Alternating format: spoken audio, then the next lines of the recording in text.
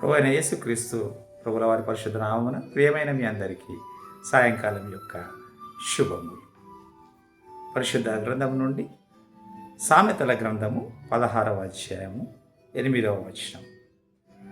భక్తిహీనులు, యథార్థవంతులు, నీతి పరులు, ఈ మూడు మనస్తత్వం గలవారు ఇక్కడ మనకు కనిపిస్తున్నారు ఈ వాక్యంలో. భక్తిహీనులు అర్పించు బలులు యెహోవాకు హేయములు. మొదటిగా,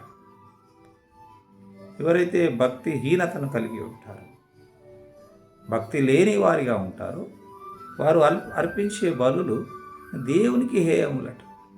దేవుడు వాటిని అసహించుకుంటాడు. దేవుడికి వారు అర్పించే బలులు అంటే ఇష్టం లేదు.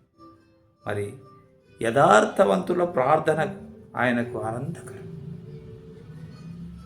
ఇక్కడ అర్పణల గురించి మాట్లాడటం లేదు, బొల్ల గురించి మాట్లాడటం, కేవలం యథార్థవంతుల యొక్క ప్రార్థన గురించి మాట్లాడటం. యథార్థవంతుల ప్రార్థన ఆయనకు ఆనందకరం. దేవుడు ఆనందిస్తుంటాడు. యథార్థవంతులు ప్రార్థించినప్పుడు దేవునికి ఆనందం, దేవునికి సంతోషం. మరి 9వ వచనంలో భక్తిహీనుల మార్గము యెహోవాకు హేయము అంటున్నాడు. వారి యొక్క బలులు మాత్రమే కాదు, వారి మార్గములు కూడా ఆయనకు హేయములు. ఆయన అసహించుకుంటాడు. కానీ నీతిని అనుసరించు వారిని ఆయన ప్రేమించు. భక్తిహీనుల బలులను, వారు అర్పించే బలులను ఆయన అసహించుకుంటాడు. ఆయనకి ఇష్టం లేదు, ఆయనకు హేయము. అలాగే యథార్థవంతుల ప్రార్థన దేవునికి ఆనందకరం, సంతోషకరం. యథార్థవంతులు ప్రార్థించినప్పుడు దేవుడు సంతోషించే దేవుడుగా ఉంటాడు, ఆనందించే దేవుడుగా ఉంటాడు. భక్తిహీనుల మార్గం కూడా ఆయనకు హేయం. వారి మార్గం కూడా ఆయన అసహించుకుంటాడు. వారు వెళ్ళే మార్గం ఆయనకి ఇష్టం లేదు, వారి ఆలోచనకు ఇష్టం లేదు. భక్తిహీనుల యొక్క మార్గం ఆయన అసహించుకుంటాడు, ఆయనకు హేయంగా ఉంటాయి.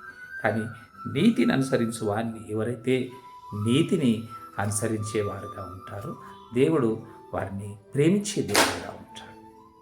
మన జీవితాల్లో మనం కూడా నీతిని అనుసరించి యథార్థవంతులమే, యథార్థంగా ప్రార్థించేవాడుగా ఉండటమును, నీతి అనుసరించి మనం నడుచుకునేవాడు దేవుడు మనకు అటు కృపను, దీవెను, ఆశీర్వాదమును మెండుగా అనుగ్రహించి నడిపించును గాక.